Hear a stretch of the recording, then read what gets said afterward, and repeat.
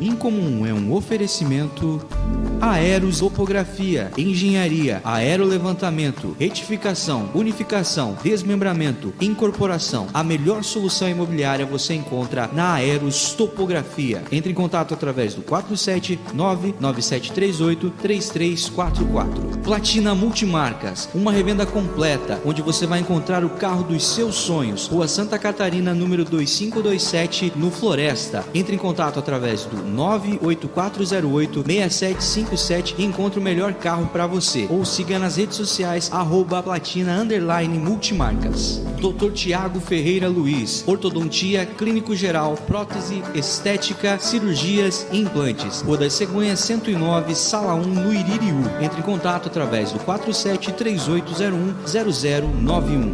Hope Store, moda masculina e feminina. As melhores opções em roupas e calçados para você ficar ainda mais bonito, além de um atendimento personalizado. Entre em contato através do 47997133405 ou siga @Hope Store Oficial no Instagram e fique por dentro das novidades. De Valor Seguros, uma empresa com mais de 30 anos de tradição em proteger e cuidar de tudo que tem valor para você. Entre em contato através do 4734330000 e faça uma cotação. Inscreva-se também no canal da De Valor TV no YouTube. Anuncie aqui no Incomum. Entre em contato através do 47996947699 ou no nosso Instagram, @BemIncomum, e vem voar com a gente. Olá, seja muito bem-vindo ao Incomum. Hoje estamos num horário especial, porque estamos com um convidado mais que especial. Hoje estou aqui mais uma vez com meu amigo Felipe. Hoje nós vamos bater um papo com o nome mais falado nessa cidade, o prefeito Adriano Silva. Seja muito bem-vindo ao Incomum, prefeito. Boa tarde a todos que estão nos acompanhando. Rafael, Felipe, muito obrigado pelo convite. Vamos lá, o nome mais falado, né? Bem ou mal? Pro bem ou pro mal, né, prefeito? É isso aí, tudo é o prefeito, né? Se está acontecendo, se não está acontecendo, tudo é o prefeito. Cadê o prefeito? Chama o prefeito, fala com o prefeito, marca o prefeito. Isso aí deve ter notificação no Instagram que não acaba. Isso aí, o Instagram, você vê, quando eu fui convidado para ser pré-candidato, eu tinha 300 pessoas no meu Instagram, eu não tinha um Instagram aberto nem nada. Uhum. E aí, quando eu fui para o segundo turno, eu estava com 10 mil pessoas seguindo. E agora a gente tem 60 mil pessoas seguindo. E a gente tem quase 1000 interações por dia. Pessoas que escrevem e a gente tenta, né? Eu falo a gente porque eu tenho a minha assessora também que me ajuda a responder. Algumas coisas eu respondo pessoalmente, outras ela me ajuda também.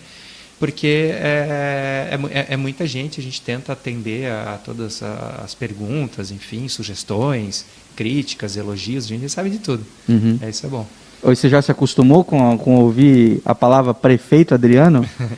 O primeiro dia, Rafael, quando eu entrei naquela sala, olhei o tamanho daquela sala, assim, em Joinville, por aquele vidro, assim, eu confesso que deu um frio na barriga, eu disse, caramba, olha a responsabilidade, né, e que honra estar ali, né, das pessoas acreditarem, né, na gente, esse voto de confiança, né, de estarmos ali. Então, hoje já estou acostumado, sim, né, eu me sinto muito honrado com essa profissão, né, de nós estarmos ali representando, né, a grande maioria das pessoas e tentando atender a uma esperança, né, porque o que eu mais senti na campanha era das pessoas que tinham perdido a esperança em relação à gestão pública, né? Sim, com certeza. Então, não vou nem falar, não vou nem pedir nada, não vou mais nem pensar em projeto, porque não sai nada mesmo. E agora, quando a gente consegue acelerar algumas coisas, a gente consegue já executar algumas coisas, a gente vê a esperança do joinvilense voltando, acreditando que é possível, né? Que é viável. É difícil o poder público? É difícil, não é fácil. É muito diferente do que a gente administrar a nossa empresa, que a gente toma uma decisão e no dia seguinte sai executando. Mas também não é impossível. E a gente está mostrando aí que um time técnico, os meus secretários todos são extremamente técnicos, todos passaram por um processo seletivo. E isso então me deixa muito tranquilo em relação à gestão da prefeitura, porque um prefeito sozinho não faz nada. Eu preciso de mais gente junto, né, para participar. E hoje eu tenho secretários excelentes, né, todos muito bons nas suas pastas entregando. Que legal. Eu quero chegar nesse assunto, mas nós vamos falar mais para frente. Primeiro eu quero saber da história antes do Adriano ser um um cara gestor, um cara envolvido com a parte executiva. Adriano, como é que começou a tua história, cara? Você é de uma família tradicional, já é de uma família que está no mercado aí, na farmácia, farmacêutico, né? Isso, aham. Quando você nasceu, teu avô já tinha a Catarinense Pharma. Você vê, meu tataravô, ele está no cemitério dos imigrantes. Então ele veio de Dresden, da Alemanha, e ele teve o filho dele, né, e eles moravam no Vila Nova. Ele nasceu ali no Vila Nova, o meu bisavô, e ele começou a trabalhar num balcão de uma farmácia. E ele gostou tanto daquilo que ele foi para Curitiba, estudou farmácia. E nessa de estudar farmácia, ele junto com um amigo decidiram então se formar e abrir uma farmácia. Então abriram a farmácia Minerva, em Curitiba. E aí depois já abriram uma filial aqui em Joinville. E aí meu bisavô voltou para Joinville e tocou a filial aqui, enquanto o sócio dele tocava lá. Aí foram crescendo, foram abrindo mais lojas. E aí depois de um tempo decidiram, não, então tu fica com Paraná e com o nome, e eu fico com as lojas de Santa Catarina, e aí transformou em Drogaria Catarinense. Então esse foi meu bisavô, aí ele formou um grupo bem grande, era um grupo com várias empresas, onde depois meu avô, filho único, herdou tudo. E aí depois meu avô teve 2 filhos, a minha mãe e meu tio. E aí com a morte do meu avô, minha mãe e meu tio, né, os meus pais e minha tia também, com meu tio, acabaram decidindo separar o grupo para a família continuar unida. Isso foi muito interessante, assim, porque houve uma separação econômica de negócio, mas não de família. Geralmente é o contrário, né? As famílias se brigam, mas o negócio continua junto. Então, hoje a Drogaria Catarinense, ela pertence ao meu tio e aos meus primos e não tem nada a ver com a gente. E a gente nós somos donos do Laboratório Catarinense, que produz medicamento, e da Abeplast. Eu jurava que quando eu entrava na farmácia, assim, eu tô comprando medicamento do prefeito aqui. Nem tudo, né? O xarope melagrião, a gente tem o ômega 3, a linha de suplementos nutricionais catarinense. Mas fornecem para várias farmácias. A gente fornece o Brasil todo. A Drogaria Catarinense é um grande cliente nosso, mas não é o maior hoje, nós temos até maiores clientes.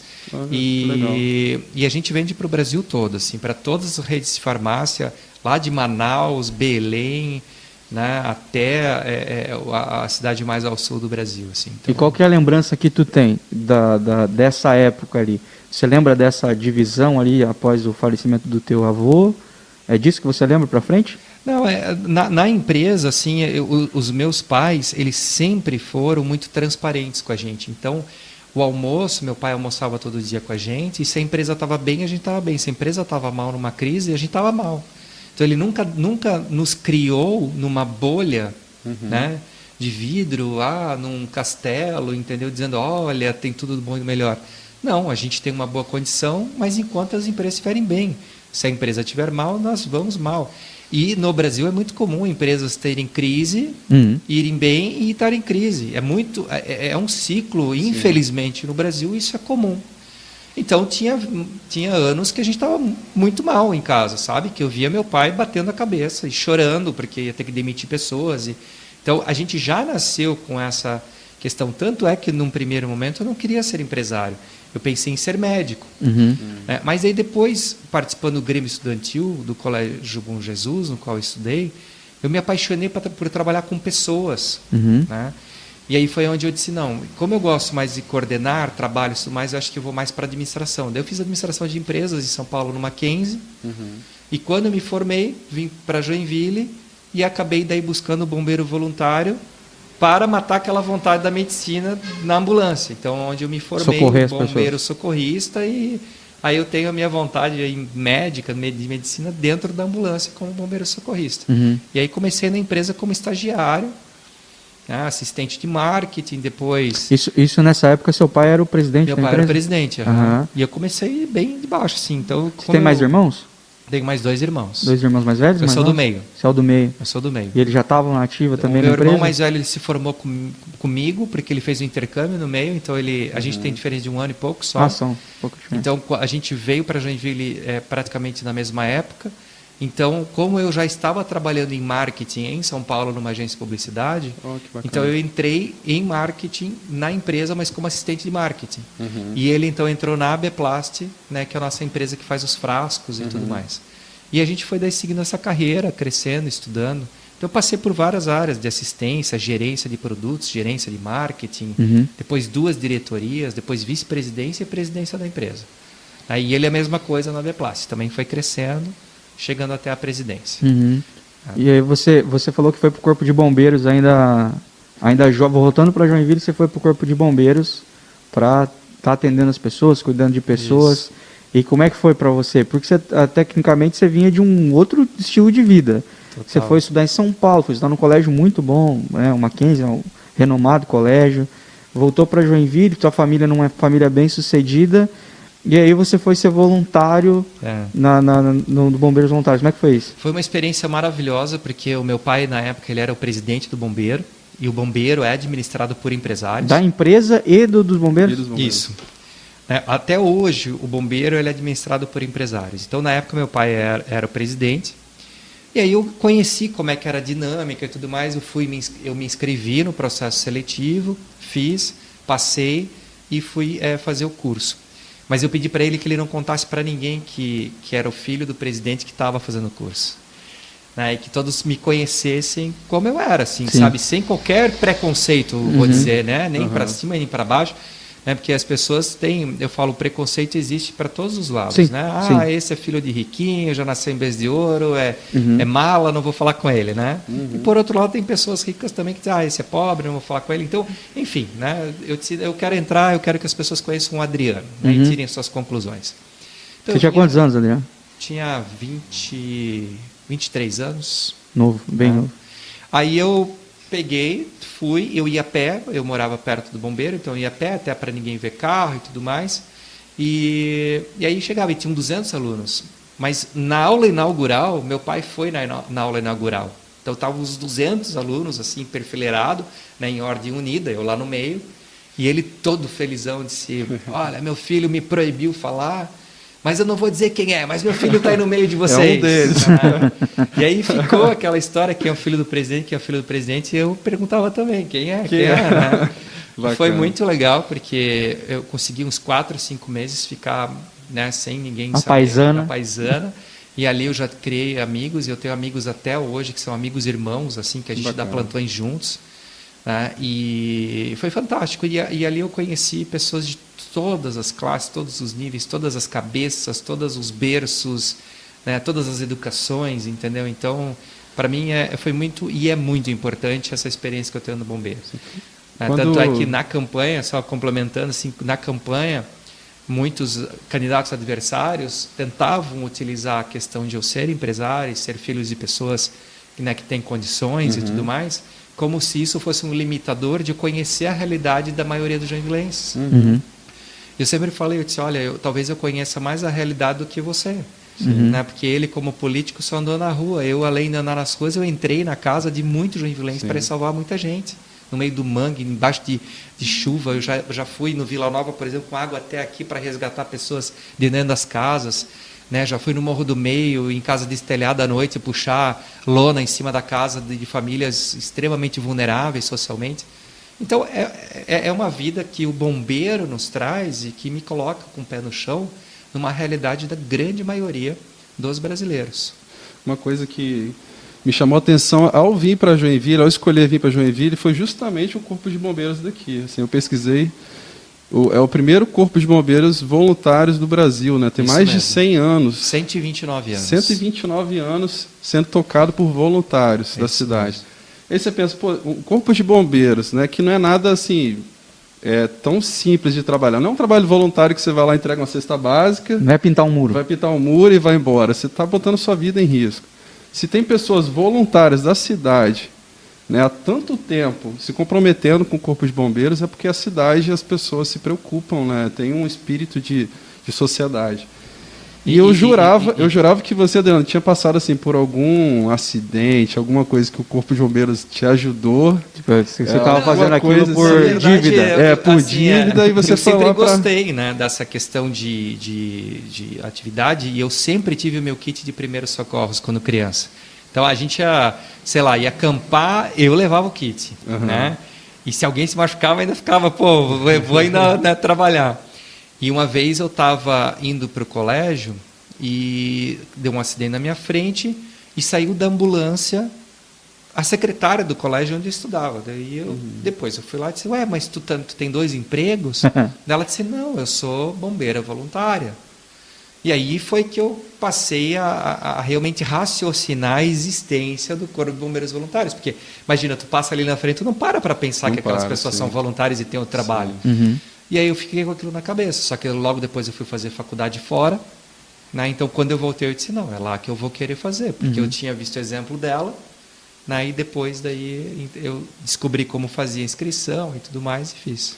E depois de prefeito, continua como bombeiro voluntário? Ainda dá tempo? Continuo. Né? Claro que os plantões diminuíram bastante, né? Mas eu consegui. Esse ano já dá uns 4, 5 plantões.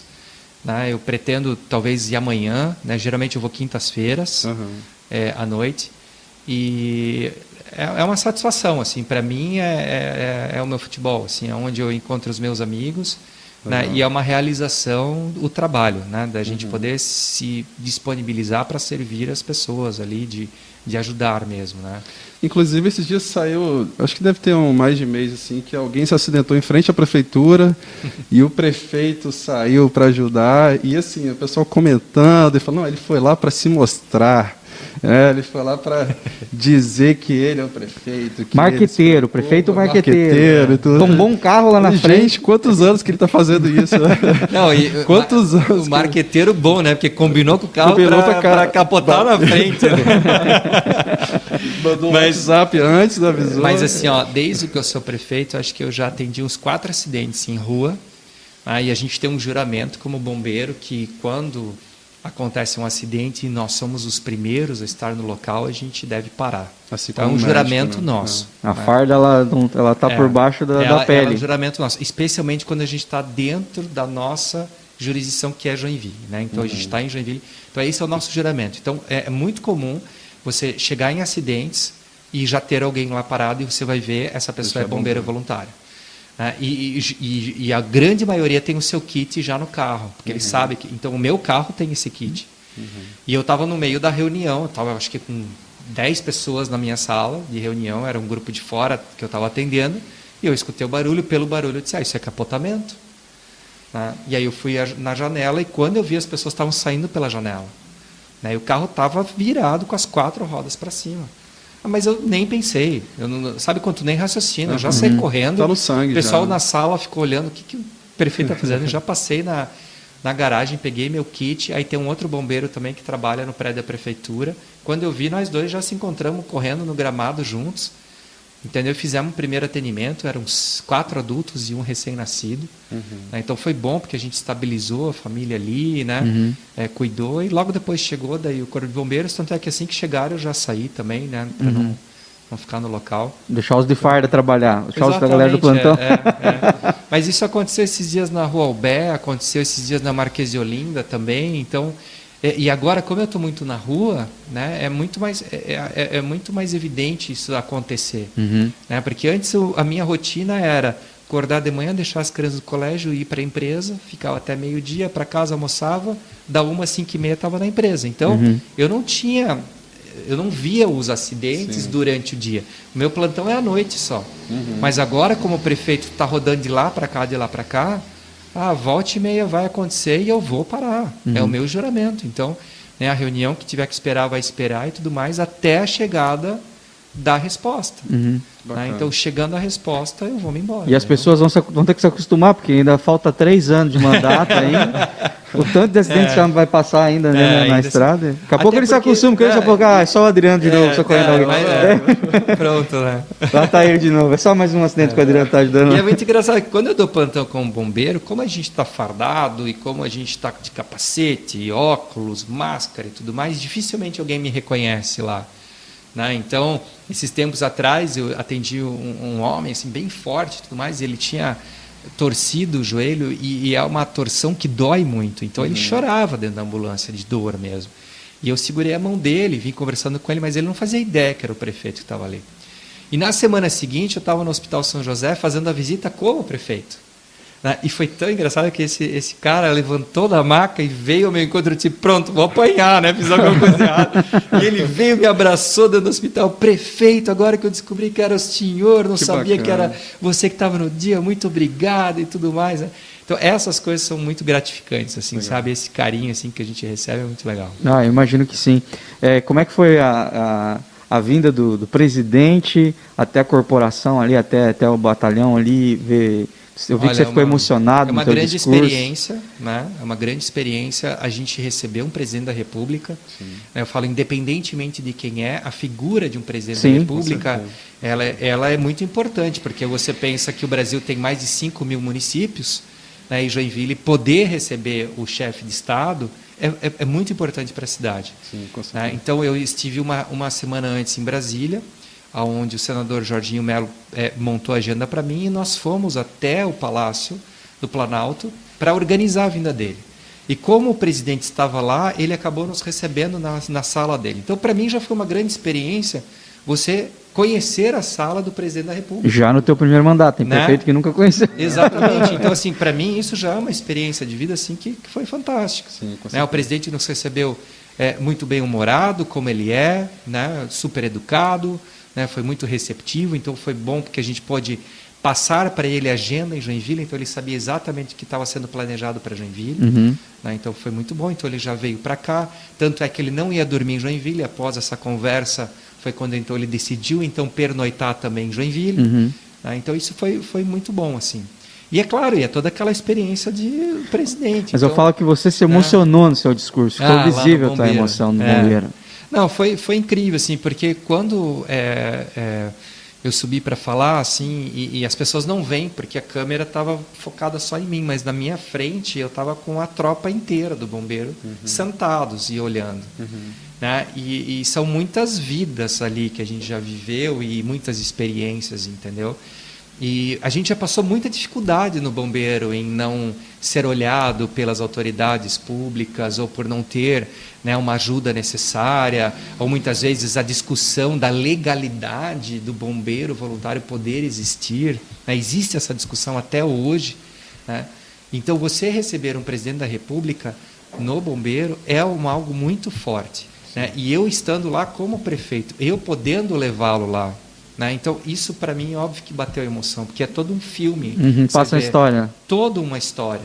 Né? Imagina, em 129 anos de bombeiro, nós tivemos a visita só de 2 presidentes da República. Né? Então, é um fato histórico que você está vivendo em loco, no momento, e sendo ainda protagonista disso tudo.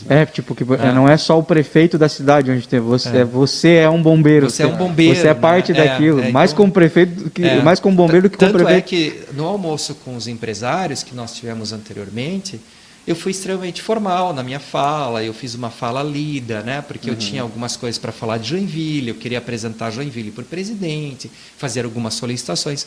Mas no bombeiro eu já comecei pedindo desculpas, eu vou falar com o coração mesmo, porque aqui aqui eu vou falar com o que vier, assim. Foi muito bonito, foi muito bonito. Eu tive a oportunidade de conhecer o bombeiro voluntário faz muito pouco tempo, de conhecer mesmo. Acho que foi ano passado, ano retrasado, você vai saber melhor. O Matheus Cadorim ainda estava à frente lá. Eu fui lá fazer... Ele continuou diretor lá. Eu fui lá bater um papo com ele e aí que eu conheci a história toda e eu fiquei impressionado. Eu falei, não é possível, porque o prédio é maravilhoso, o prédio novo lá. É fantástico a estrutura, né? A estrutura é muito boa. Questão de viatura, questão da história toda, as ideias que o Matheus também é um alienígena, né? Ele tem umas ideias também fora da curva, assim, né? As ideias dos jogos, de como conseguir capitalizar para conseguir monetizar, para trazer recursos para dentro do Corpo de Bombeiros e também para conectar essa nova geração que está vindo à essência do Corpo de Bombeiros, né? E eu fiquei impressionado assim, com todas as ideias, com tudo que já existia, não fazia ideia que era tão antigo, não fazia ideia que era voluntário, na minha cabeça, nunca. Achava que era só um nome bonito. Só o nome, assim, né? Eu pensava igual também quando eu Uhum. passava lá na frente. Até tu realizar que, cara, mas aquela pessoa que saiu ali, ela tem outro emprego? Tipo, ela já tá ali não ganhando nada. Ela já fez o turno dela na Tupi, agora ela tá aqui.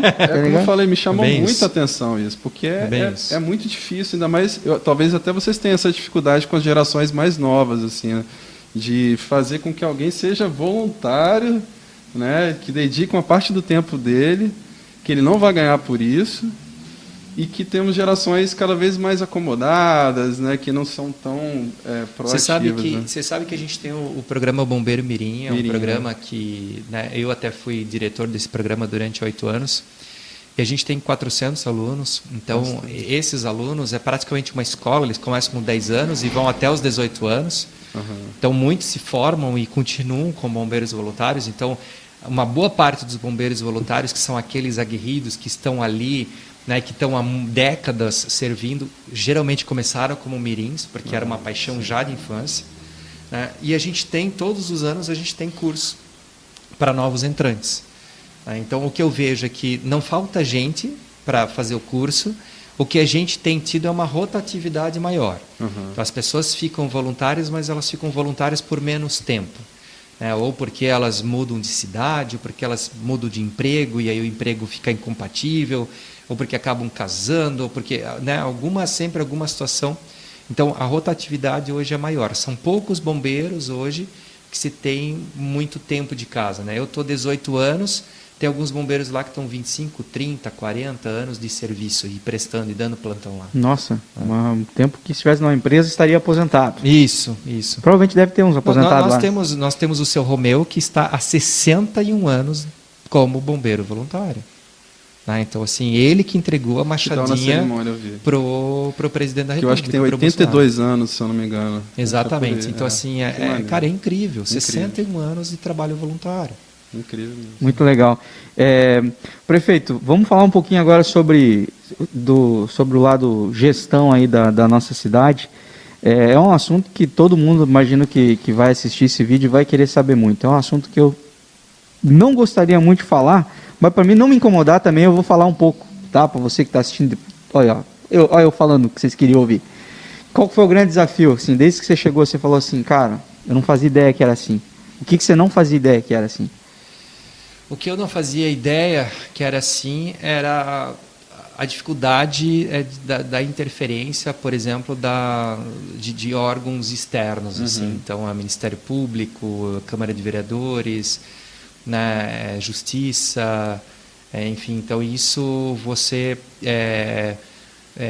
tem que investir muito do seu tempo no dia a dia para você convencer, né, esses poderes também, para que você possa evoluir, né, com qualquer atividade. Então, isso foi um número que é muito significativo. Por exemplo, a gente responde todos os dias o Ministério Público. Todos os dias eu preciso, né, responder ao Ministério Público algum questionamento. É o trabalho deles, ok, mas a gente não entende até a gente entrar no poder público. Né? Então, quando a gente entra, a gente vê a quantidade, né, de ofícios diários que a gente responde ao Ministério Público. Então, assim, alguns desses são meramente respostas, porque eles recebem uma denúncia, então eles são obrigados a averiguar. Aí a gente dá a resposta, tá ok, tá tudo certo, e algumas vezes pode virar um processo que a dizer, não, a prefeitura tem que executar isso, não sei o quê. Então, essa é uma coisa que demanda muito tempo. Agora, o que mais me chamou a atenção foi o início, o dia 1º de janeiro, a gente assumiu a cidade embaixo d'água, 6 bairros embaixo de água. Você trabalha em subprefeitura, você sabe, a gente estava com basicamente todas as pessoas da subprefeitura de férias, então a gente não tinha nem como montar um time para fazer a limpeza das ruas, passar as patrolas e tudo mais. Então, assim, eu já assumi apanhando. Né? No dia 2 já tinha gente na internet. Assumiu negativo já. No dia 2 assim, já tinha gente na internet dizendo assim, esse prefeito... Pior gestão da história. Esse prefeito não arruma as coisas, é um absurdo, entendeu? Incompetente. Não, é engraçado que eles falam assim, minha rua está toda esburacada e esse prefeito não resolve. Pô, acabou de assumir. Mas no dia 2, assim, eu devia ter printado as telas assim, para dizer, olha, é verdadeiro, tem gente que já está me criticando no dia 2. Aí quando a gente passou janeiro e fevereiro, aí veio a pandemia, né? A segunda onda, era a terceira onda de Joinville. E foi assim algo inacreditável, assim, porque a gente recebeu um alerta do governo do estado dizendo, olha, a cepa que está em Chapecó, ela muda completamente os números. Então a gente estava acostumado a pessoa ficou doente, 14 dias depois ela fica em estado grave, aquelas que vão ficar em estado grave. Então tu tinha sempre 2 semanas para frente olhando quantas pessoas eu tenho doente agora, quantas UTIs eu vou precisar daqui a na 14 dias. Né? E a nova cepa de Chapecó, que apareceu por lá, em Santa Catarina, o que aconteceu? 2 dias, 3 dias depois, a pessoa estava em estado grave. As pessoas chegavam caminhando nas unidades básicas com a saturação abaixo de 80. Não dava tempo de... Tu fala assim, essa pessoa já ia direto para o tubo. Não dá tempo nem de se organizar direito, né? De fazer UTI. Então aqui eu assim, super valorizo os nossos servidores da saúde, porque nós conseguimos fazer um negócio que é praticamente que nenhuma cidade fez, que foi transformar em menos de 2 dias as nossas 2 UPAs em hospitais de campanha. Então ali as pessoas eram entubadas ali dentro, então a gente criou UTIs, na verdade, porque elas tinham os mesmos equipamentos, as mesmas coisas da UTI. A gente ampliou o atendimento a casos graves drasticamente. Então a cidade, a gente tinha, só para vocês terem uma noção de números, assim, o Hospital São José, antes da pandemia, ele tinha 30 UTIs, tá? Na pandemia, em março, a gente já estava com 90 UTIs dentro do hospital, mais 40 no Bethesda, que tinha 0 UTIs, e eu tinha mais os hospitais de campanha, que eu tinha 20 no leste e mais 10 no sul. Tá? Então, a gente chegou a um número de UTIs que era inimaginável. Que ia ser necessário, ainda foi pouco. Isso com o mesmo time. É isso que eu valorizo o servidor. Entendeu? Porque o servidor público da saúde de Joinville fez um ato heróico. Entendeu? Que a gente conseguiu o pessoal se atender remanejou, aos casos graves. Aí a gente também foi trabalhando os decretos. A gente sempre acreditou que o lockdown ele não funciona, porque ele acaba atrapalhando todo o contexto. É muito pouco tempo, 2 dias. Que lockdown ia dar resultado? E o lockdown, assim, o lockdown, vamos dizer, se a gente tranca todo mundo em casa, ajuda, porque você para a transmissibilidade. Ou não. Né? Se o povo ficasse em casa. Só que é o seguinte, e aí, as pessoas não vão trabalhar, não vão ter o seu ganho, as empresas não vão produzir, né? Então você cria um outro problema, um problema econômico seguinte, e social. E o dia seguinte. Então, de um problema, você causa mais 2 graves problemas na sociedade. Então, a gente sempre foi contra o lockdown, sempre. Mas a gente também não era irresponsável a ponto de dizer, não, está tudo bem, segue a vida, não é assim. Então, um dos decretos que mais surtiu efeito e que depois que a gente fez, a gente começou a ver a curva baixar, foi quando a gente proibiu a venda de bebida alcoólica após as 18 horas em restaurantes e bares.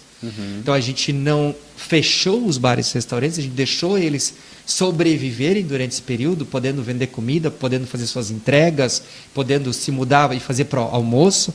Né? Eu sempre falei com os donos de bares e restaurantes, cara, tente sobreviver. Né? É um momento muito difícil, mas se eu fechar é pior. Então, né, tente sobreviver, tente ter o teu mínimo para tu manter o restaurante aberto e tudo mais. Nós vamos voltar ao normal, mas eu preciso baixar. E eles entenderam, a gente sempre tratou isso juntos com todos. Né? Foi uma medida difícil, mas é impressionante. Por quê? Porque se a gente resolver tomar essa água juntos, o que vai acontecer? Nós vamos tirar a máscara juntos e aí acabou a proteção. E quando você está num ambiente social, onde você está tomando uma cervejinha, o que acontece? Todo mundo baixa a máscara. E aí, obviamente, que o nível de contaminação nesses lugares era muito maior do que o cara trabalhando com máscara, o cara estudando e tudo mais. Então, quem estava com máscara estava protegido. E ali a gente realmente viu o número começar a declinar. Né? A gente, então, aí foi indo, e final de abril ali a gente já estava respirando aí com mais tranquilidade, né? Porque a gente começou a perceber que a nossa estrutura já estava com mais calma e tudo mais. Mas a gente chegou em momentos muito críticos mesmo no município, de chegar no limite.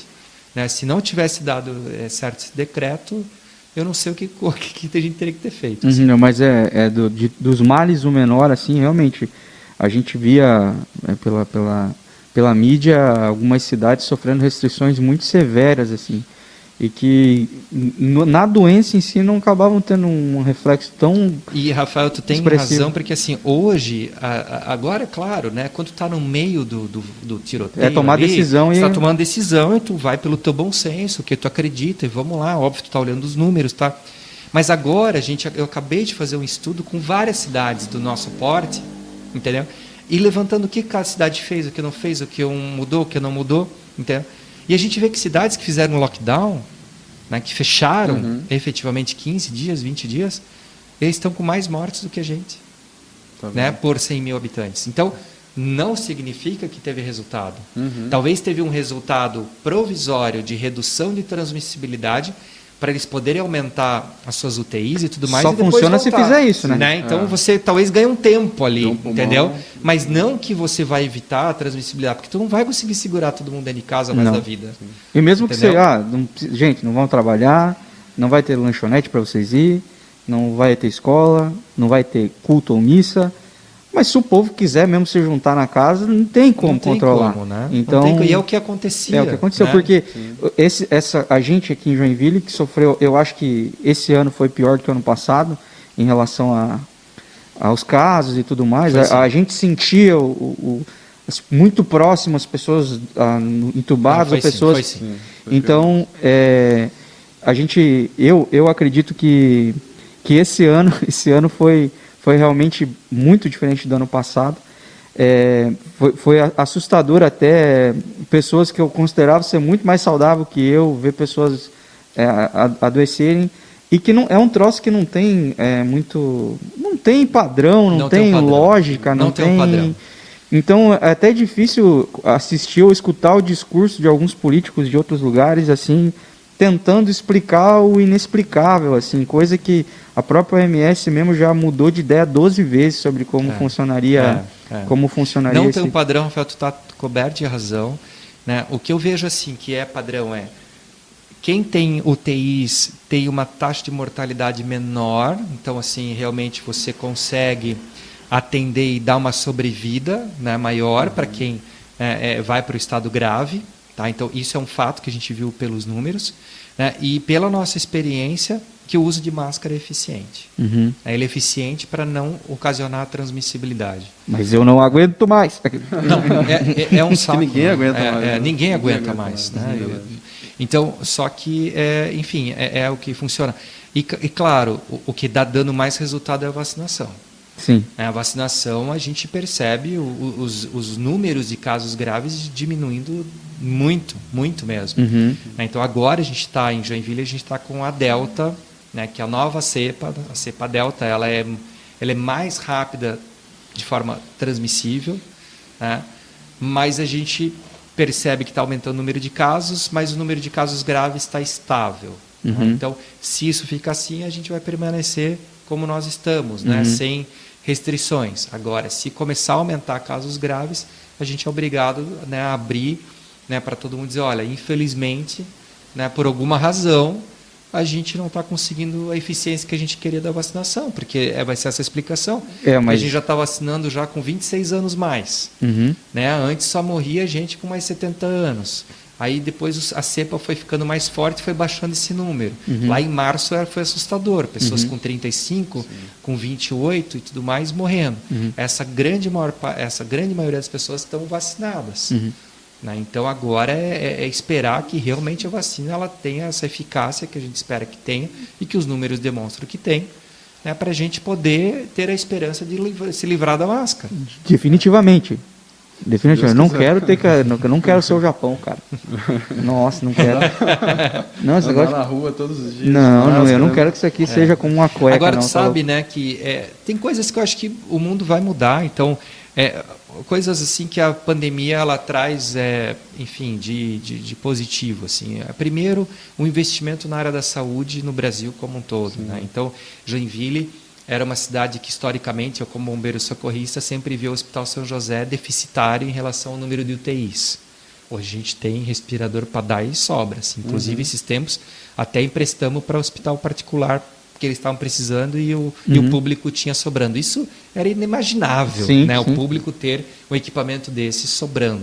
Quem tem uma boa memória chega até a ser estranho você ver falando assim, as UTIs estão com 90% de ocupação, 95%. Porque a gente não sabia como é que era antes. Porque antes era 120%. Assim, antes era sempre cheio. Era sempre cheio. E é o normal eu que levava de as pessoas na emergência, você via a pessoa sendo entubada na emergência e na outra semana eu estava dando plantão, ela continuava entubada lá na emergência porque a UTI lá em cima não tinha vaga. E tinham só 30. E tu recebe gente do estado todo. Aqui a galera vem tudo aqui, né? É um gente. Mas eu te fazer um elogio aqui, uma coisa que eu achei assertiva, Não vou ficar aqui rasgando seda pro prefeito, não, mas isso aqui eu quero... Que foi ter mantido o secretário de saúde, cara. Porque definitivamente podia ter, cara, o ex-ministro da saúde aqui em Joinville. Não era melhor trocado que um cara que já estava acompanhando como é que as coisas estavam funcionando e o que precisava ser feito, né? Então, legal. Isso já foi bom, porque, cara, se troca, né, o cara ia ter que aprender, mas, entendeu? Conhecer, você teve que conhecer como é que era algumas coisas, né? Sim. Mas ele já sabia tudo, né? O sistema de saúde ele é extremamente complexo, né? E o secretário Jean, ele é muito competente, ele formou um time competente em torno dele e ele participou do processo seletivo. Né? Então isso foi legal, que ele também aceitou isso, né? Ele teve a humildade de participar, então eram 2 provas e ele ficou entre os 3 finalistas, e dos 3, obviamente, ele era talvez o mais preparado, porque eu tive 2 médicos, por exemplo, que chegaram no final, mas um era servidor público e o outro não era. Mas nenhum deles tinha experiência com gestão de saúde pública. Né? Então, obviamente que o Jean, ele estava já com essa característica, e eu escolhi ele pela competência dele. E ele já estava correndo também, né? Porque, assim, inclusive foi até muito criticado, é gente de partido, está privilegiando um partido. Eu disse, cara, eu não estou olhando o partido, eu estou olhando aqui o profissionalismo. Né? E foi muito bom, porque o time está jogando, né? Entrou jogando, o time já sabia o que fazer. Eu do fundo do coração desejo que dentro em breve ele consiga tirar 30 dias de férias ele precisa longe mesmo. Daqui, porque, cara, cada vez que eu vejo ele dando entrevista, eu fico pensando, mano, como é que tá a vida desse cara? Ele precisa. Como é que tá a vida ele precisa. Aqueles momentos de março a abril foram momentos muito difíceis, assim, onde a gente se reunia diariamente, né, e um ajudava o outro, assim, de chegar a se abraçar, de chorar junto, né, porque a pressão é muito grande, né? Então você falava, vou fazer restrição, aí o pessoal berra, não acaba com o meu negócio, eu vou passar fome. Aí você via o pessoal desesperado, eu preciso de UTI. Então assim, você fica ali, né, no meio e tomando uma decisão. Se não faz, a mídia também mete o pau em você porque não está fazendo, né? Não está seguindo. Para vocês terem, só exemplificando assim, uma história que a gente viveu e é real, e que eu digo assim, isso até vira livro e filme, assim, porque quando a gente montou os hospitais de campanha, a gente não imaginou que ia ter tanta necessidade de UTI. Você montou, estruturou, inclusive os empresários da CIG nos ajudaram, fizeram toda a tubulação de oxigênio para a gente aumentar. Só que a gente estava com aqueles cilindros de oxigênio ainda. Pra você ter noção, um cilindro daquele grande, ele é consumido em 1 hora por um paciente entubado. Nossa. Então a gente começou a ter problema porque eu não tinha mais enfermeiro que aguentava, porque aquilo é pesado pra caramba. Então a gente, em menos de 2 dias, a gente botou tanques grandes. Ficamos tranquilos. Aí, 11 horas da noite de uma quarta-feira, liga o coordenador dessa unidade e disse, olha, nós temos mais 2 horas de oxigênio, a gente está com 18 pessoas entubadas. Que isso. Entendeu? E o caminhão de O2 está preso na BR-101 por causa de um acidente. Você tá doido. Aí a gente montou uma mega operação, botamos ambulâncias na frente dessa unidade básica e nós demos um tempo, um deadline, dizendo, se até tal hora esse caminhão não entrar em Joinville, comecem a transferência de todos os pacientes. Gente, transferir um paciente entubado é algo surreal. Assim, eu fui ver, são no mínimo 6 profissionais de saúde em volta de um paciente desse, porque ele está anestesiado, ele está vivendo pelo equipamento ali, né? E a gente montou essa mega operação. É que nem carregar um computador ligado. Então você imagina a pressão psicológica do Jean, secretário da saúde, vivendo isso. 2 minutos antes de dar o horário, o caminhão entrou em Joinville. Nossa. Cara, aí o caminhão foi, conectou o O2 e aí vocês voltaram a respirar. Pô, aí é hora de abraçar, chorar. Dá um entendeu? Livro mesmo, né? Dá um livro, uma história mesmo. Então é realmente assim, são situações que em março foi a primeira vez que eu entrei em contato, porque a gente ia estrear o programa. Falei, acho que ia ser interessante trazer. E aí, a Simone lembra disso, né, Simone? Foi onde apertou o negócio. Ela falou, agora montaram um gabinete do pânico aqui, o negócio. Acho que era todo dia, sábado e domingo, todo dia a gente estava reunido, porque todo dia mudava, né? Todo dia tinha um número diferente, o que estava acontecendo, como é que estava o hospital. E daí vem uma informação diferente, vem uma informação de cima diferente também. Agora o Estado muda a regra, uma orientação. Aqui, então, enfim, é bem dinâmico. Esse foi um grande desafio. Deixa eu só fazer uma pergunta aqui. Esse foi um grande desafio. Foi. O que você chegou e falou, isso aqui foi muito fácil de resolver. Um problema antigo, que você talvez olhava para Joinville e falava, cara, foi muito simples de resolver isso aqui. Como é que não fizeram antes? Assim, Tem alguma coisa? Eu vou dizer que nada foi fácil assim de dizer assim, toma a decisão e faz. Mas duas grandes conquistas assim que a gente trouxe assim uma esperança para o joinvilense foi a retomada da Visconde de Toné, a via gastronômica, aí a Jerônimo Coelho. O Felipe nem conhece, Adriano. Felipe, não, mas não conhece os tempos áureos. Não viu. Mas eu cheguei aqui, ela estava toda destruída. Então tu viu como ela estava. Então aquilo ali precisou de muitas secretarias juntas, assim, da gente resolver. Mas quando a gente resolveu, sabe quando dá aquele alívio, assim, dizer assim, dá muito orgulho, assim, do que a gente está entregando. É um símbolo, né, da cidade, né, que foi revitalizado. Muito, ali, né? E ali daí tu começou, na semana seguinte eu passei lá, já tinha plaquinha de aluga-se de novo, Legal. Já tinha gente botando móveis, tinha uma loja lá já se reformando. Então, assim, cara, aquilo foi, assim, impactante, assim, da gente ver que a gente fez, né, uma diferença na vida daqueles negócios, daquelas pessoas. E outra coisa que para mim foi uma vitória assim, histórica, que é a Vigorelli. A regularização fundiária da Vigorelli, que estava há mais de 30 anos. Quantas famílias vão ser beneficiadas com isso lá? São 350 pessoas que moram lá. 350 pessoas hoje que não têm energia elétrica, que moram a 500 metros do poste de luz e não pode conectar a luz por causa de questão judicial, legal. Pelo menos umas 100 famílias vão ser impactadas por isso. Pelo menos. Então, umas 80 ali famílias, mais ou menos, assim. Mas isso foi muito legal, assim, porque foi um mutirão, né, onde a gente teve aqui também o Ministério Público sendo parceiro, né, a Justiça Federal sendo parceira também, a nossa equipe da Secretaria da Habitação, fantástica, criaram um projeto muito rápido, foram lá, estudaram, criaram todo o projeto. Então, a gente conseguiu convencer as autoridades legais de que a gente queria seguir por um caminho. Né? Tivemos que refazer um decreto do governo anterior que prejudicava o caminho. Então, a gente refez esse decreto. Então, não teve ação fácil, mas essas duas ações foram ações que mostrou de que, trabalhando em mutirão, com os secretários todos unidos, entendeu? Cada um ajudando, entendendo a dinâmica do negócio, né? E trabalhando com seriedade, a gente consegue chegar todo lá. mundo remando para o mesmo lado, né?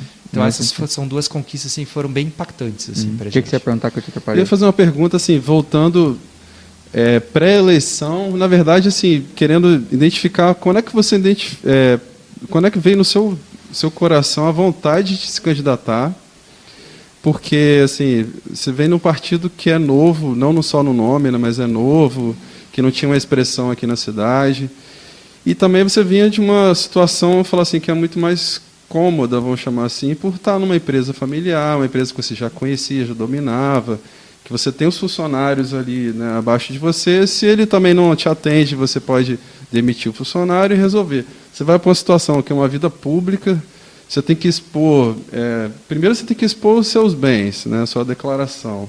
Já é o primeiro passo assim, ruim. Milionário. Já é horrível fazer isso. Você expõe a sua família, a sua vida, né, e vai atuar, assim, como você falou, com vários entes ali que interferem na sua gestão. Muitos porque é o trabalho deles e muitos só porque quer mostrar ali, né, que está fazendo alguma coisa. E outra coisa também que tem uma diferença no cargo de prefeito é que você mora onde você trabalha. Diferente de um presidente, né, que está em Brasília, de um senador. Então, você continua convivendo com as pessoas, indo no restaurante, encontrando com o povo. Então, todo mundo sabe onde o prefeito mora, a casa dele, o que ele faz. Então, o prefeito, eu diria que é o político mais próximo da população. Né? Então, ou deveria ser. Deveria ter mais poder o prefeito, porque é o prefeito, geralmente, que faz mais diferença na vida da população. Né? Mas eu queria saber como é que deu esse start em você de falar, não, eu vou sair dessa vida, assim, pelo que eu entendo de você, você é uma pessoa mais recolhida, assim, você não é tão expansivo, né? Então, suas redes sociais, como você falou, tinha quantas pessoas? Era fechada antes, você teve que abrir. Quando é que deu esse start em você para fazer isso? Foi porque você quis e sua família também te apoiou nesse momento? Como é que foi? Bom, primeiro eu concordo contigo que o prefeito, né, talvez dos poderes executivos é o mais próximo da população, por isso eu sou super favorável para que o Pacto Federativo seja alterado. O que é o Pacto Federativo? É como os nossos impostos são divididos. Distribuídos. E hoje só 15% de tudo que a gente recolhe em Joinville volta para Joinville. O resto fica no Estado ou fica no governo federal. E é aqui que acontece, é na cidade que as coisas acontecem. É aqui que a gente estuda, que a gente trabalha, que a gente fica doente, que a gente usa mais a rua e tudo mais. E é onde o ente público, o prefeito, menos tem dinheiro. Então a gente fica o tempo todo passando o chapéu para o governo do estado, do governo federal, para emendas de parlamentares, entendeu? Então, super concordo que tinha que ser invertido. Então, você vai para os Estados Unidos, por exemplo, é super invertido. Então, o dinheiro está na região. E é mais fácil também as pessoas fiscalizarem o prefeito. Sim. A pessoa está aqui, ela está vendo a obra. Quando gasta 1 bilhão lá em Brasília, a gente nem sabe onde esse dinheiro foi. Não tem como olhar. Tem até uma frase do atual ministro da Economia, o Paulo Guedes, que ele diz assim: é mais fácil roubar 1 bilhão de reais em Brasília do que 10 mil reais no município. Sim. Por quê? Porque, cara, está aqui, as pessoas conseguem ver as coisas. E isso na Suíça, por exemplo. A Suíça é assim. As pessoas administram dinheiro por bairro. Então elas veem ali a coisa acontecer. Então, super concordo com essa visão. Eu, em 2015, fiquei super assustado como o Brasil estava, porque a gente já vinha de uma crise longeva. A gente estava numa crise já desde 2012. A presidente Dilma assumiu o Brasil e o Brasil entrou numa crise, talvez a crise econômica mais longeva da história do Brasil. E no meio da crise, ainda veio mais uma crise política do impeachment na época. E foi a primeira vez que eu olhei para minha mulher, sem esperança pelo Brasil, e disse: olha, vamos preparar os nossos filhos para morarem fora ou estarem preparados para saírem. E aquilo me doeu muito, Felipe, porque eu já estudei fora. E o Brasil é fantástico. Sim. O povo brasileiro, não existe povo melhor. É verdade. A gente é alegre, a gente gosta de estar junto, a gente gosta de se comunicar, nós somos família. E lá fora não é assim. Lá fora é bonito, tem asfalto, tem tudo, mas é frio, cada um por si. Não tem um churrasco ali da família, não dos tem amigos, isso, não tem isso. Então, isso. aqui é fantástico. E aquilo me doeu muito. E aí eu disse: está na hora da gente fazer alguma coisa. E eu nunca tinha olhado para a política. E eu sempre fui um cara voluntarioso. Eu disse: cara, eu sou empresário, eu sou voluntário, eu faço tudo. O que está faltando? Aí eu disse: cara, está faltando tu olhar para a política. Porque se essas pessoas de bem não começarem a participar, vão ficar os mesmos de sempre. Não adianta a gente reclamar. E aí foi onde então eu abri a minha antena. Sabe quando tu abre a tua cabeça para o mundo? Porque se tu me perguntasse quem era quem, eu mal sabia. Eu estava tocando meu negócio, deixa eu tocar meu negócio, tocar minha empresa, fazer o meu trabalho no bombeiro. E é isso, eu estou fazendo a minha parte como cidadão. Mas não é assim. Nós temos que participar. E aí eu decidi, então, procurar um partido. Então foi onde eu encontrei o Partido Novo, que era um partido completamente diferente do que tem nos partidos. Ele tem várias regras, que é praticamente uma reforma política. Sim. E eu acredito que a primeira reforma que tem que acontecer no Brasil é a reforma política. Sim. De nada adianta a gente querer mudar o Brasil sem mudar o sistema político. Enquanto não mudar o sistema político, a gente não vai conseguir as mudanças que a gente quer. E o Partido Novo, quer queira ou não, ele já é essa reforma política dentro. E eu decidi ser filiado, tão e somente. Eu disse: eu vou ajudar através de ser um filiado. Porque o filiado do Partido Novo paga por mês R$35. Eu pago lá. E pronto. E aí um amigo meu ia sair como candidato, o Omar Gani, e ele ia sair. Eu disse: pô, que legal, isso aqui, eu super apoiando ele. Daí depois, um mês e pouco depois, ele desistiu por questões pessoais. E aí o partido veio e me fez o convite. E obviamente, talvez como a grande maioria, ia dizer não. E eu disse não também. Eu disse: não, imagina. Não. Só que foi uma das primeiras noites, depois de muitos anos, que eu não dormi. E eu não dormi pensando em projetos. Nossa, mas se eu fosse prefeito, a gente ia conseguir fazer isso, a gente ia fazer aquilo, a gente ia transformar isso, ia mudar. Aí eu disse: cara, isso aqui está mexendo comigo. Então, e aí eu fiquei uns 3 dias sem falar com ninguém. No domingo eu falei com a minha esposa. Aí ela disse: eu concordo que por mais que seja difícil a gente virar vidraça, a gente se tornar pessoa pública, mas se a gente não se envolver, qual é o outro não jeito? adianta a gente reclamar. Qual é a outra alternativa? Então, tá bom, tô junto. Ai, pai, ferrou, né? Aí a mulher falou, aí a sua vida mudou. Aí eu decidi, então, a aceitar. Daí comecei a preparar o meu irmão para me substituir na empresa, porque eu sempre acreditei que não daria para servir a dois senhores ali, né? Tipo, a empresa e a prefeitura, você tem que estar dedicado 100%. Nem a população nem ia gostar disso. Então eu comecei a preparar ele já em 2019, né? Então ele já começou a sentar na ponta da mesa, sentava do lado, ele ia tocando as reuniões, eu ia orientando. É o meu irmão mais novo, ele tem... E sempre foi meu diretor financeiro administrativo, então ele conhecia toda a empresa, então foi mais uma questão de coaching mesmo, para ajudar ele passar o bastão, a passar o bastão. E ali eu já tinha tomado a decisão, independentemente do resultado, eu vou sair da empresa. Para ele também ficar tranquilo de que não, ele já seria o presidente, né? E ele teria que assumir aquilo, não tinha mais volta. Então, e aí deu certo, né? Fizemos uma campanha completamente fora do normal, uma campanha extremamente franciscana, de ir para a rua, sinaleiro, pedir voto. E você tinha expectativa mesmo que poderia ganhar, ou era só, eu vou participar? Levantar de... A gente entra sempre com uma esperança. Mas eu me lembro que a primeira pesquisa que saiu, eu cheguei derrotado em casa, assim, eu 1,6, assim, né?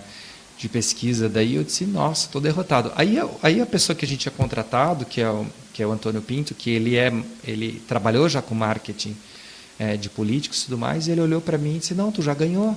Eu disse, como que eu já ganhei com 1,6? Ele disse, não, presta atenção o número de rejeição dos outros candidatos.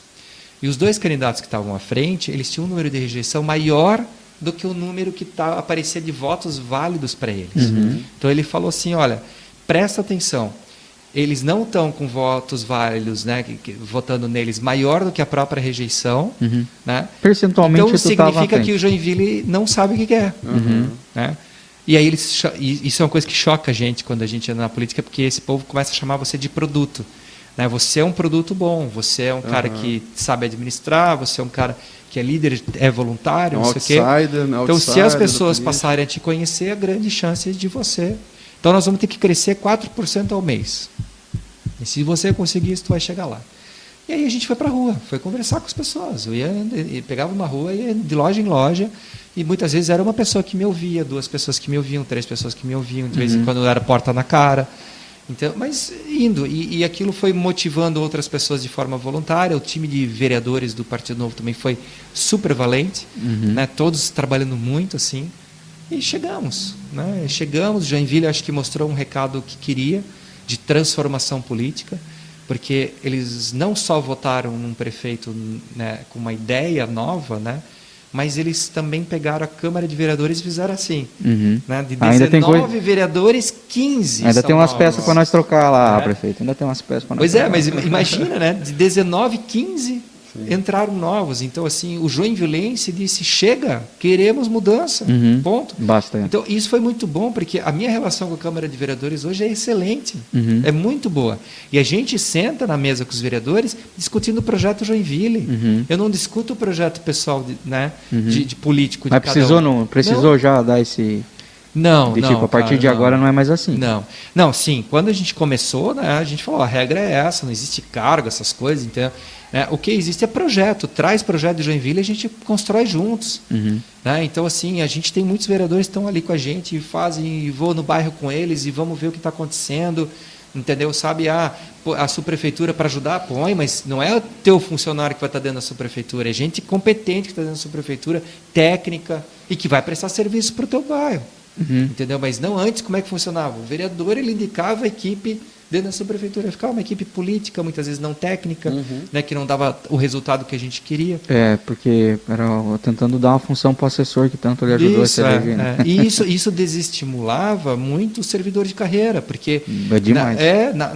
O cara está lá, a vida dele lá, aí chega alguém que não sabe nada e sai mandando. É o amigo do rei. Né? Então, que não consegue tirar também depois, né? Você não consegue tirar mais porque articulou politicamente. Articulou e ficou. E como é que tira depois? Então a gente fez o processo seletivo, são quase 500 cargos, e, né, desses 500 cargos, hoje 61%, 62% são servidores de carreira de Joinville.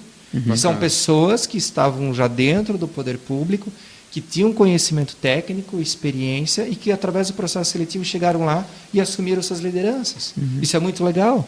Isso é legal. Para mim, frustrante, mas para quem conseguiu, parabéns. Você chegou a fazer o processo seletivo? Cheguei. Os dois, inclusive. Se você não está na frente de um secretário, agora é culpa sua, ou minha. Ô, Adriano, cara, eu tô ansioso para fazer um negócio aqui que a gente tem no nosso programa aqui, que é uma tradição nossa e que sempre que é possível a gente faz, que é trazer, o nosso desejo com esses aviões de papel aqui é que eles sejam verdadeiros mensageiros, assim, sabe? Que tragam sempre uma mensagem boa, tanto olhando para ele pensando no incomum, em tudo que a gente faz, mas também que dentro dele tragam mensagens especiais. E aqui dentro desse avião tem uma mensagem especial para você. Eu gostaria que você abrisse e lesse essa mensagem.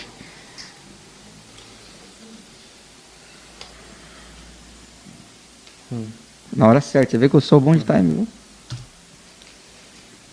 Vamos lá. O que falar do nosso prefeito Adriano? Conheceu Adriano no curso de formação de bombeiros, quando seu pai era presidente dos Bombeiros Voluntários de Joinville. O seu desejo era ficar no anonimato, para que todos tratassem como um aluno do bombeiro, assim como os outros. Mas no primeiro dia do curso, o pai dele foi na reunião, no início do curso, e falou que ali no meio o filho dele estava presente. Todos olharam para os seus lados para tentar descobrir quem eram, inclusive o próprio Adriano, perguntando para os outros quem será o filho do presidente. Tempos se passaram e o seu desenvolvimento na área de bombeiros aumentou com uma desenvoltura e simplicidade enorme. As ocorrências das diversas complexidades, resgate veicular, combate a incêndio, atendimento pré-hospitalar e muitas outras. Realiza com uma naturalidade, como se fizesse isso todos os dias. Apesar de sua agenda muito apertada, realiza seu plantão de 24 horas mensais. Todas as quintas está por lá no nosso plantão, onde encontramos os amigos que estão juntos há muitos anos, e a se juntar todos os anos de bombeiros, passa de 100 anos. Nas quintas está sempre junto, eu, Prim, Dresch e Cleison. Nosso plantão é arregado de histórias vividas, momentos de descontrações, muitos papos e, claro, muita parceria. Um forte abraço ao nosso grande amigo do prefeito. Me chamo Jairo e sou bombeiro voluntário de Joinville. Que maneiro. Pô, o Jairo é meu irmão, cara. Que fantástico, cara. Pô, muito obrigado. Até suei aqui, cara. Você vê, né? O cara veio confirmar a tua versão da história, né? Confirmou a versão toda. Que legal, cara. Não, e o Jairo Enfim, o Jairo foi meu professor.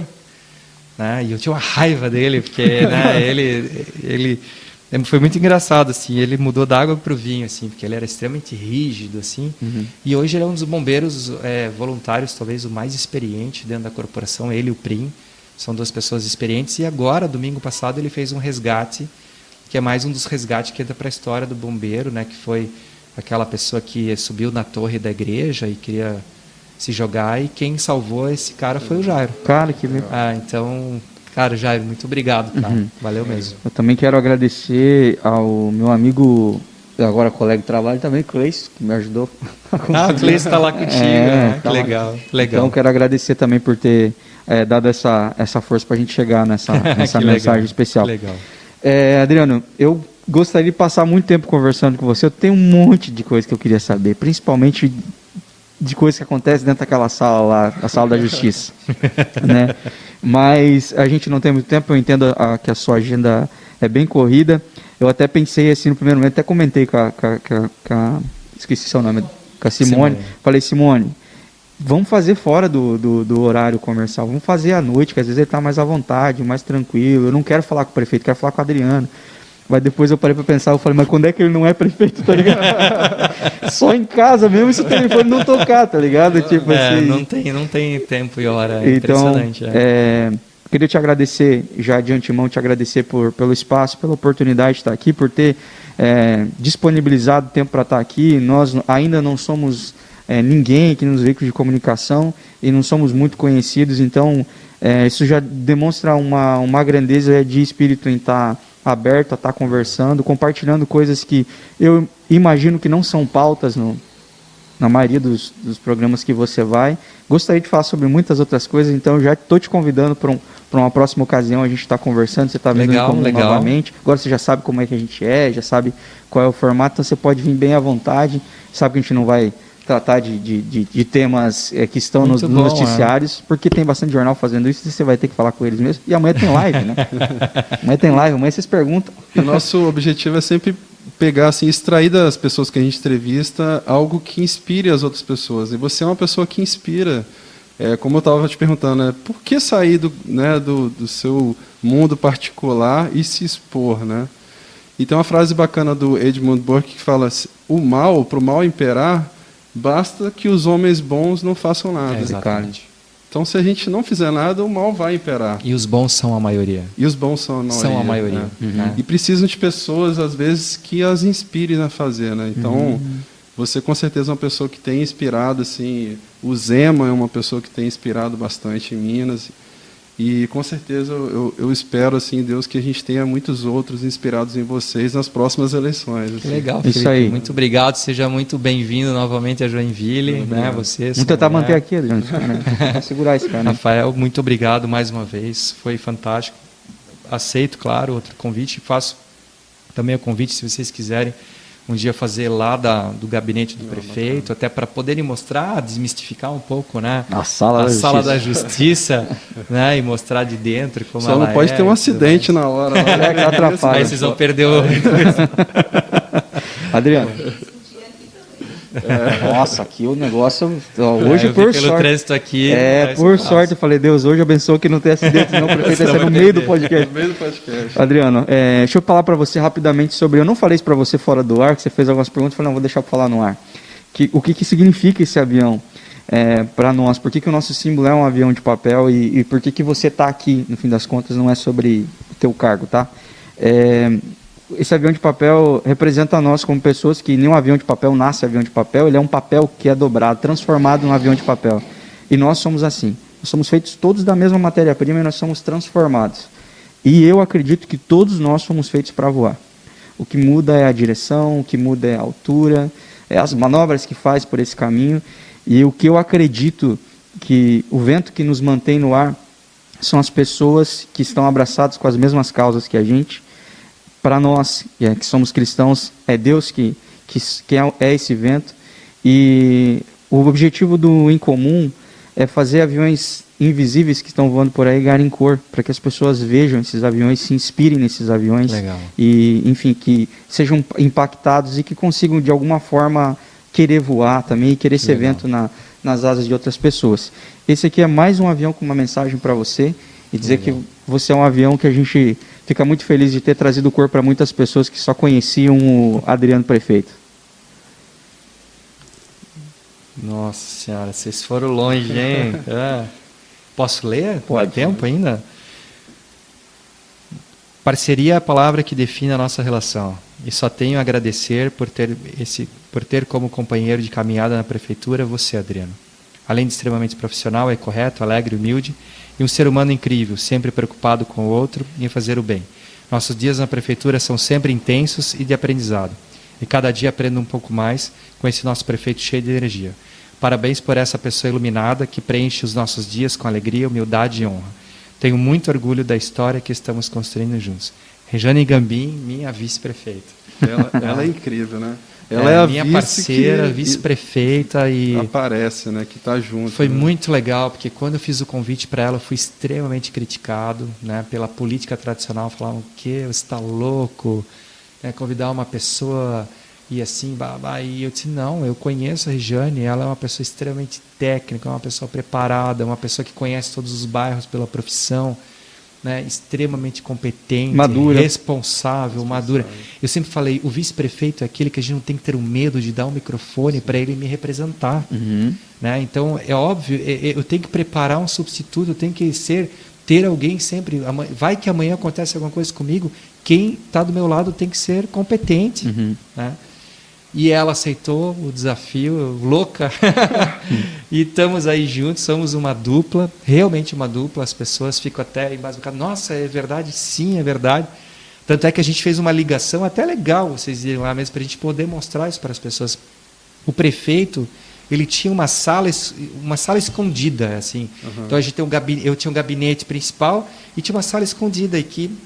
Eu abri essa sala e virou um corredor entre o gabinete da vice e o gabinete do prefeito. Então, hoje a equipe da vice consegue trabalhar com a equipe do prefeito e nós temos uma porta que liga internamente os nossos gabinetes e está sempre aberta. Então, tem todas as reuniões na minha sala, ela entra, todas na sala dela. Eu entro, tudo, a gente está participando de tudo junto. E vocês têm perfis complementares, assim, né? Bem parecidos. Total, Ela é ótima, total. assim, expansiva, Total. comunicadora, né? Muito bom, e eu dei o desafio para ela, disse, eu preciso que alguém assuma o embelezamento da cidade. Joinville está precisando ficar bela. Né? E eu tenho que administrar a cidade toda. Então, assim, pega a tua equipe do gabinete, pega a equipe de Parques e Praças, que é uma equipe fantástica, né? Que fica ali do lado do Zoobotânico. Né? O pessoal assim, é muito engajado. E então hoje ela está liderando esse trabalho de adoção das praças, de achar empresas que querem adotar, fazer a transformação. Então ela que está conduzindo todo esse trabalho. Então para mim é ótimo, porque eu vejo a transformação acontecendo que a gente queria. Né? E para quem está adotando é bom também, porque está tratando direto com o prefeito e vice-prefeito. Né? Então a gente consegue resolver mais rápido os problemas também para poder fazer acontecer. Sim, É muito bom. Perfeito. Adriano, mais uma vez, muito obrigado. Não vamos tomar mais teu tempo para mim não se queimar com a sua agenda. E eu quero já também estender o convite para que a gente esteja aqui conversando com a gente, quero conhecer, o pessoal conhecer também, o pessoal conhece a Regiane da televisão também, agora a Regiane que está trabalhando bastante aí, mas que eu quero que as pessoas conheçam também a história da Regiane, saiba quem é a mulher por trás de tudo que ela fez, né? E agradecer ao Prim. Muito obrigado, Prim, aí, por ter conseguido essa mensagem pra gente. Na hora que eu comecei a ler, eu já vi todo o time, tudo envolvido. Já. Meus contatos aí. É bom ter uma rede de contatos. O Rafael está bem conectado. É muito bom. E é isso, Adriano. Te agradeço muito. Eu tenho um quadro que eu chamo Perguntas Incomuns aqui, que eu gostaria de fazer com você, mas não vai dar tempo. Eu queria te fazer só uma pergunta dessas Perguntas Incomuns. Pelo que você gostaria de agradecer hoje? Eu agradeço a Deus, né, por me dar a sabedoria no dia a dia. É isso que eu rezo todos os dias. Assim, Deus me dê sabedoria na tomada de decisão todos os dias. Assim, e é por isso que eu agradeço. Agradeço por isso. Uma honra ter você aqui. Espero você de volta, como eu falei. Pessoal que está assistindo isso aqui no YouTube ou no Spotify, compartilha essa entrevista. Marca o prefeito da tua cidade, se é de outra cidade, é para ele assistir, vai que ele se inspira em alguma coisa aqui e sabe. Obrigado, Adriano. Valeu mesmo. Valeu, obrigado. Gente. Valeu, tchau, tchau. Obrigado. Valeu, gente. Voltamos semana que vem. Tchau, tchau.